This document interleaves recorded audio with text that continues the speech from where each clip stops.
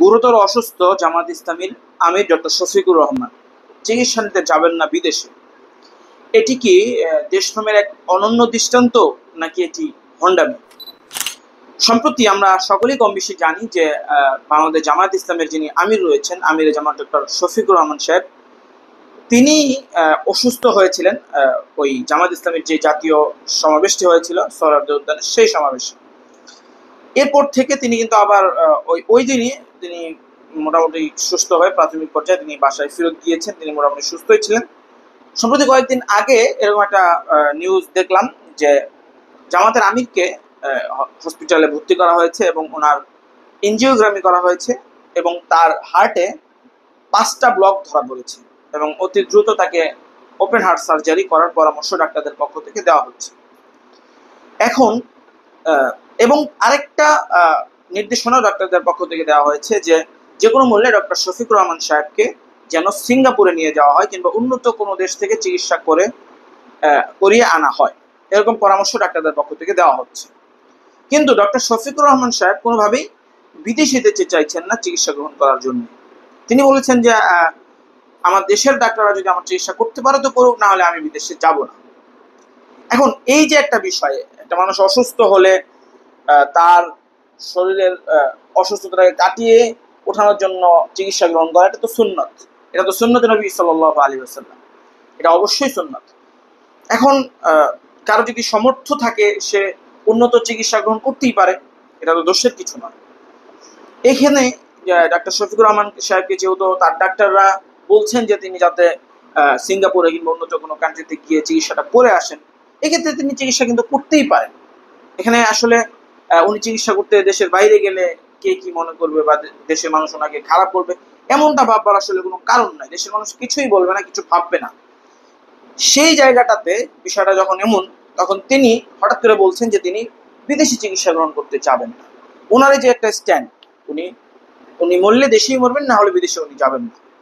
ওনার এই স্ট্যান্ডটাকে অনেকেই দেশপ্রেমের একটা অনন্য দৃষ্টান্ত হিসেবে মনে করছেন।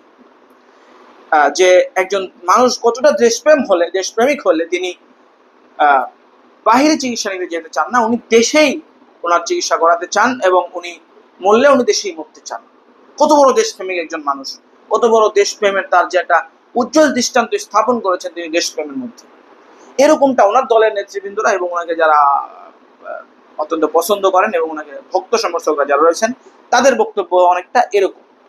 আবার তার বিপরীত, তার অপোজিশনে যারা রয়েছেন, ওই সমস্ত দল কিংবা কিছু কিছু ব্যক্তিরা যারা ওনাকে পছন্দই করেন না, ওনার অপোজিশনে অবস্থান করছেন, তারা কিন্তু আবার এটা এভাবে বলার চেষ্টা করছেন যে এটা হচ্ছে ডক্টর শফিকুর রহমান সাহেবের ভণ্ডামি। আর ভাই, আপনার রোগ হয়েছে, আপনি চিকিৎসা করতে যান না, সমস্যা কি বাইরে? এতে তো কোনো প্রবলেম নেই, কেউ তো আপনাকে কিছু বলছে না।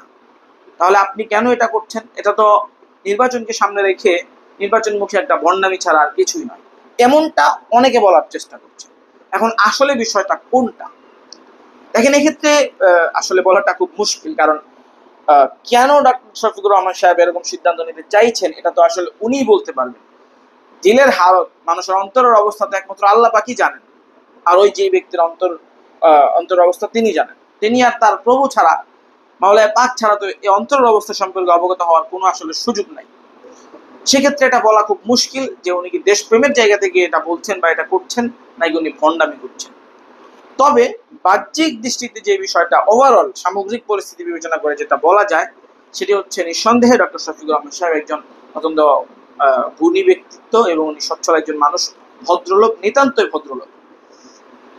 উনি যদি এটা ধারণা করে থাকেন যে আমার দেশকে আমি ভালোবাসি, এবং উনি যেহেতু আমরা খেয়াল করবো যে উনি কিন্তু একজন ডাক্তার মানুষ, তো ডাক্তার হিসেবে উনি এটা চাইতেই পারেন যে রাজনীতিবিদদের যে কিছু হলে, একদিক থেকে যেমন উনি একজন ডাক্তার, অন্যদিক থেকে উনি বাংলাদেশ জামাত ইসলামের আমির, সর্বোচ্চ ব্যক্তিত্ব, সেই হিসেবে এই দুইটা জায়গায় সমন্বয় করে উনি হয়তো এরকম চিন্তা করতেই পারেন যে বাংলাদেশের রাজনীতিবিদদের মধ্যে যে একটা ট্রেডিশন চলে আসছে যে একটু কিছু হলেই তারা উন্নত দেশগুলোতে চলে যান চিকিৎসা নেওয়ার জন্য, এই যে সংস্কৃতি, এটা বন্ধ হওয়া দরকার।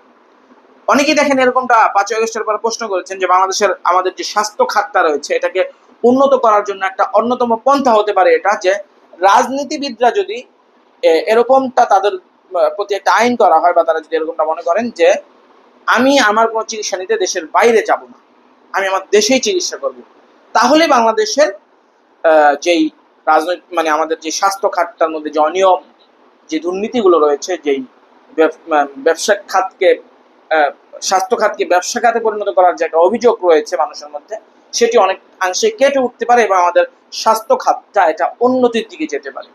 যদি রাজনীতিবিদরা বা তাদের প্রতি যে এই ধরনের একটা বিধান রাখা হয়, বা তারা যদি এরকমটা মনে করেন যে কোনো রাজনীতিবিদ তাদের ব্যক্তিগত যে সময় দেশের বাইরে যেতে পারবেন না, তাদের দেশেই চিকিৎসা করতে হবে, তাহলে দেখবেন কিভাবে হুড় হুড় করে আমাদের স্বাস্থ্য খাতটার উন্নতির দিকে চলে যায়। এরকমটা অনেকেই বলছেন। তো সেই জায়গাটা থেকে একজন ডাক্তার এবং একটা দলের আমির হিসেবে উনি যদি চিন্তা করেন যে না, আমি এই জায়গাটাকে ডেভেলপ করার জন্য এবং আমার দেশপ্রেমের জায়গাটা থেকে আমি দেশের বাইরে না যাই, আমি দেশেই চিকিৎসা করানোর চেষ্টা করি, সেক্ষেত্রে এটা মানে অবান্তর কোনো কিছু না, এটা হতেই পারে। কারণ উনি ভদ্র একজন মানুষ, ওনার মধ্যে দেশপ্রেমও রয়েছে, সেক্ষেত্রে উনি ওনার জায়গা থেকে এটি করলে আসলে এখানে ওনাকে ছলচাতুরে আশ্রয় নিয়েছেন এরকমটা মনে করারও কোনো কারণ খুব একটা আছে বলে আমি মনে করি। আর ওভারঅল কোন একটা মানুষের অন্তরে কি চলছে, উনি কেন এই কথাটা বলছেন, সেটা জানার ক্ষমতা আল্লাহ পাক আমাকে দেননি। সেই হিসাবে আমি যদি তারপরও যদি এ ধরনের কিছু অভিযোগ আনার চেষ্টা করি যে এই লোকটা ভণ্ডামি করছেন, এই লোকটা এই করছেন সেই করছেন, এটা রাজনৈতিক জায়গা থেকে এটা করা যেতেই পারে, প্রতিপক্ষরা প্রতিপক্ষের প্রতি এভাবে আঘাত করে, কিন্তু রাজনৈতিক ঊর্ধ্বে উঠে আসলে যদি আমরা অন্যভাবে বিবেচনা করি যে একজন ব্যক্তিকে এভাবে ব্লেম দেওয়া যে তিনি ভণ্ডামি করছেন, তার অসুস্থতা নিয়ে তিনি তার ভোট ব্যাংকে তিনি সচ্ছল করার চেষ্টা করছেন এই ধরনের নাটক করে, এরকম অভিযোগ করা ওটা রাজনীতির মধ্যে গণতন্ত্রের মধ্যে হয়তো থাকলেও, কিন্তু এটার ঊর্ধ্বে উঠে যদি একজন মানবিক দৃষ্টিতে এবং ধর্মীয় দৃষ্টিকোণ থেকে চিন্তা করি, তাহলে এরকমটা মনে করাটা নিঃসন্দেহে অনুচিত একটা কাজ, এবং এটা একজন ব্যক্তির ব্যাপারে একটা খারাপ একটা ধারণা করা, যেটা শরীয়তে নিষিদ্ধ। আল্লাহ নবী বলেছেন যে মুমিনের ব্যাপারে ভালো ধারণা করতে হবে, সেই জায়গাটাতে এই বিষয়টা সাংঘর্ষিক। যাই হোক, যে যেটাই মনে করুক, ডক্টর শফিকুর রহমান সাহেব সবকিছুর ঊর্ধ্বে ওঠে, তিনি কিন্তু অসুস্থ, আল্লাহ তাআলা তাকে দ্রুত সুস্থতা দান করুক এবং দেশের জন্য তার জায়গা থেকে তাকে অবদান রেখে তার যে স্বপ্ন, যেটা তিনি ওই সমাবেশের মধ্যে বলেছিলেন যে তিনি একটা নতুন বাংলাদেশ বিনির্মাণে তার পার্টিসিপেট যেন তিনি করতে পারেন, এমন যেন তৌফিক তাকে সৃষ্টিকর্তা মহান আল্লাহ তাআলা দান করেন। আল্লাহ তাআলা যেন তার এই মনের আশাটাকে পূরণ করেন এবং দ্রুত তাকে সুস্থতা দান করে শিফায়ে আজেলা কামেলা দায়মা নসিব করে তাকে যেন তার দলের নেতাকর্মী এবং দেশবাসীর কাছে ফিরিয়ে দেন। এই প্রার্থনাই মাওলা পাকের কাছে করব এবং এই প্রত্যাশাই থাকবে তিনি যেন দ্রুত সুস্থ হয়ে ফিরে আসেন। আল্লাহ তাআলা আমাদের সকলকে আমাদের যা যা জায়গা থেকে দেশের জন্য অবদান রাখার তৌফিক দান করুক। আমিন ইয়া রাব্বাল আলামিন।